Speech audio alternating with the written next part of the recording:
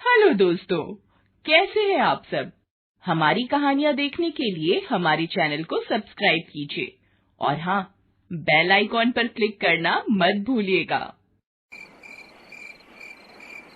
रात के 10 बज रहे थे। हर ओर सन्नाटा था, लेकिन रात के इस सन्नाटे में गर्ल्स हॉस्टल से एक लड़की बाहर निकलती है। उसके सैंडल की खटखट की आवाज से वो सन्नाटा टूटता है। बाहर उसके इंतजार में एक आदमी अपनी बड़ी और लंबी सी कार में बैठा हुआ है। वो उसकी कार के पास जाती है और उसके शीशे पर नॉक करती है। शीशा खुलता है। लड़की अंदर बैठे शख्स से पूछती है, दिवाकर मित्तल। अंदर बैठा आदमी सहमति में अपना सिर हिलाता है।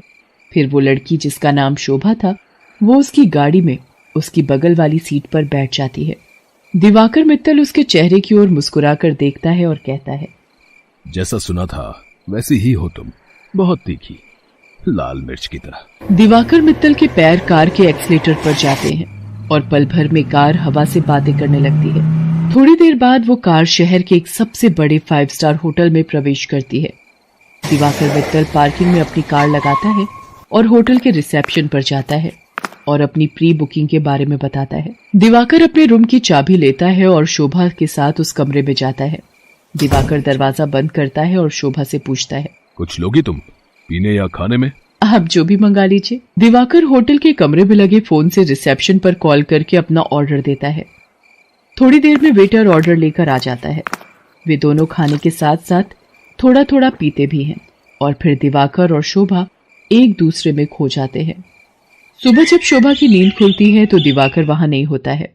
उसके तकिए के नीचे नोटों की गड्डी रखी होती है। वो गड्डी को उठाती है, फिर होटल के बाहर आती है। बाहर आकर वो एक कैब बुक करती है और उसमें बैठकर गर्ल्स हॉस्टल की ओर निकल जाती है। कैब वाला बीच बीच में उसे घूर कर देखता है तो शोभा को गुस्सा आ जाता है। क्या देख रहे हो? क्या देख रहे हो बार बार पीछे मुड़कर? आगे देखकर गाड़ी चलाओ, नहीं तो अभी तेरी कंपनी में फोन करूंगी, फिर सारा घूरना निकल जाएगा। कैब वाला शोभा की बातों से डर गया। शोभा कैब की खिड़की से बाहर देखती हुई जा रही थी और मन ही मन खुद से बातें कर रही थी। सब कुछ कितना फेक है ना यहाँ, सब कुछ। कौन आदमी कौन सा चेहरा लगाए घूम रहा है, किसी को पता नहीं है। मैं भी तो पिछले कई महीनों से एक नकली चेहरा लगाए घूम रही हूँ। सच कहूं तो घिन आती है मुझे उस चेहरे से, दम घुटता है मेरा। लेकिन अब इस चेहरे के बिना मैं रह भी तो नहीं सकती। ये कहानी है जमालपुर की रहने वाली शोभा की। शोभा शहर के एक हॉस्टल में रहती है और इंजीनियरिंग की पढ़ाई कर रही है। वो 8 महीने पहले ही शहर आई है। शोभा के पिता दीनदयाल उससे बहुत प्यार करते हैं। उसे अब भी याद है जब वो ट्रेन में बैठकर शहर आ रही थी तो।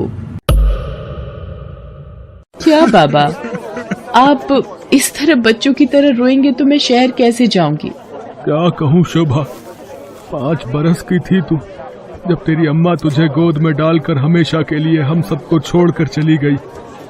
तब से तुझे ही देखकर जिया है। जानती हूँ बाबा। सोचा था कि एक बार ही तुझे विदा करूंगा जब तेरी शादी होगी, लेकिन शादी के पहले ही। ये कहकर दीनदयाल शोभा को गले लगाकर फिर से फूट फूट कर रोने लगा। ठीक है बाबा, मैं नहीं जाती हूँ शहर, यही रहती हूँ आपके पास। लेकिन आप ही तो हमेशा जिद करते हैं कि तुम्हें खूब पढ़ना है, बहुत बड़ा आदमी बनना है। अब आगे की पढ़ाई गांव में तो नहीं हो सकती, तभी तो मैं शहर जा रही हूँ। ठीक है, मैं ट्रेन से उतर जाती हूँ। उसी समय ट्रेन की सीटी बजी। दीनदयाल जल्दी से ट्रेन से उतरा। ट्रेन ने कुछ ही देर में रफ्तार पकड़ ली। शोभा ट्रेन से आगे निकलती गई और दीनदयाल पीछे छूटता गया। शहर में शोभा गर्ल्स हॉस्टल में रहने लगी और अपनी पढ़ाई करने लगी। उसकी रूम पार्टनर थी रेखा। रेखा का बैकग्राउंड भी शोभा की तरह ही था। उसके पिता नहीं थे। उसकी माँ दूसरों के खेतों में काम करती थी। बहुत कठिनाई से गुजर बसर होता था। एक दिन की बात है, शोभा कमरे की सफाई कर रही थी तो उसे रेखा के तकिए के नीचे से नोटों की गड्डी मिली। इतने सारे पैसे, ये यहाँ कैसे आए? रेखा उस समय नहा रही थी। जब वो नहाकर बाहर आई तो शोभा ने उससे पैसों के बारे में पूछा, लेकिन रेखा ने उसकी बात का सही सही कोई जवाब नहीं दिया। आश्चर्य तो हुआ क्योंकि वे दोनों अच्छे दोस्त थे। कुछ बात तो है जो रेखा मुझसे छिपा रही है, लेकिन क्या? शोभा ने एक बात और नोटिस किया कि हफ्ते में 3-4 दिन रेखा रात को कहीं चली जाती थी और सुबह वापस आती थी। उसने इस बारे में भी रेखा से पूछा तो तू भी बिना मतलब जासूसी करती रहती है। तू अपने काम से काम रखना। मैं कहाँ जाती हूँ, क्यों जाती हूँ, हर चीज का हिसाब देना जरूरी है क्या? ये जरूरी तो नहीं, लेकिन कल को हॉस्टल की वार्डन को पता लग गया कि तुम रात रात भर बाहर रहती हो तो क्या होगा? तुझे पता है ना वो कितनी स्ट्रिक्ट है। तो उसकी फिक्र मत कर, मैं संभाल लूंगी उन्हें। धीरे धीरे शोभा ने रेखा की लाइफस्टाइल में बहुत तब्दीली देखी।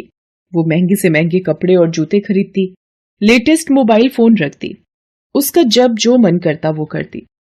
शोभा उसकी लाइफस्टाइल से बहुत प्रभावित हो गई। शोभा ने बचपन से अब तक गरीबी ही देखी थी, इसलिए उसका भी मन करता कि वो भी नए कपड़े खरीदे, महंगे मोबाइल रखे, उसका जो मन करे वो कर सके।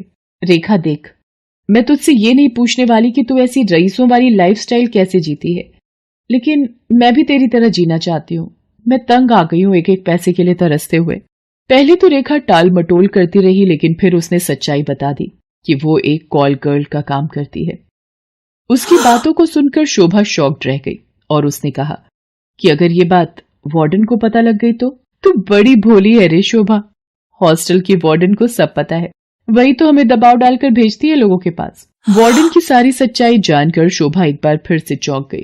रेखा ने उसे ये भी बताया कि हॉस्टल की कुछ और लड़कियां ये काम करती हैं। शोभा को ये सब सुनकर अजीब तो लगा, लेकिन बेहतर लाइफस्टाइल के चक्कर में वो अपने सम्मान का सौदा करने के लिए तैयार हो। मैं इस गंदे दलदल में फंस गई हूँ। हालांकि इस दलदल ने मुझे बहुत सारी वो चीजें दी जिसके लिए मैं तरसती थी, लेकिन मैंने अपनी मासूमियत खो दी है, मैंने अपनी शांति खो दी है, मैंने अपनी पवित्रता खो दी है। बाबा को कितनी उम्मीद थी मुझसे, और मैं क्या करने लगी मैं। शोभा की आंखें भीग गई थी। वो अब ये काम नहीं करना चाहती थी, लेकिन हॉस्टल की वार्डन उस पर बार बार दबाव डाल रही थी। देख शोभा, जल में रहकर मगर से बैर मत कर, और हाँ, ये सती सावित्री बनने का नाटक छोड़ और जो बोलती हूँ वो कर। शोभा ने वार्डन को फिर से इनकार कर दिया। गुस्से में वार्डन ने उससे कहा, देख शोभा, तेरा इनकार तेरे भविष्य के सारे रास्ते बंद कर देगा। मेरी एक शिकायत पर कॉलेज से भी तुझे निकाल दिया जाएगा, और तुझे मैं इतना बदनाम करवा दूंगी कि इस शहर तो क्या, तू कहीं भी किसी को मुंह दिखाने के लायक नहीं रहेगी। शोभा उस रात हॉस्टल से निकली तो जरूर, लेकिन उसने कुछ तय कर लिया था।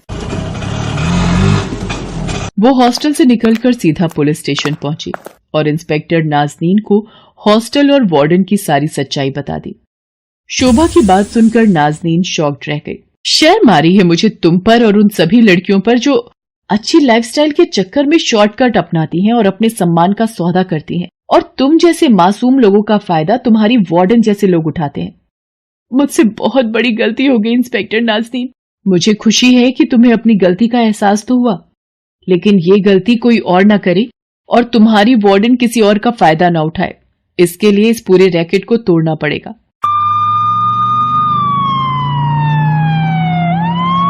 इंस्पेक्टर नाज़नीन ने वार्डन को गिरफ्तार कर लिया और उसे जेल भेज दिया। जिस वार्डन पर लड़कियों की सुरक्षा की जिम्मेदारी थी, वो उनका सौदा करने लगी थी। इस बात को सुनकर पूरा शहर सन रह गया। आज शोभा इंजीनियरिंग के लास्ट ईयर में है और वो बहुत ही मेहनत से अपनी पढ़ाई कर रही है। आखिर उसे अपने बाबा का सपना जो पूरा करना है। हेलो दोस्तों, कैसे हैं आप सब? हमारी कहानियां देखने के लिए हमारे चैनल को सब्सक्राइब कीजिए और हाँ, बेल आइकॉन पर क्लिक करना मत भूलिएगा।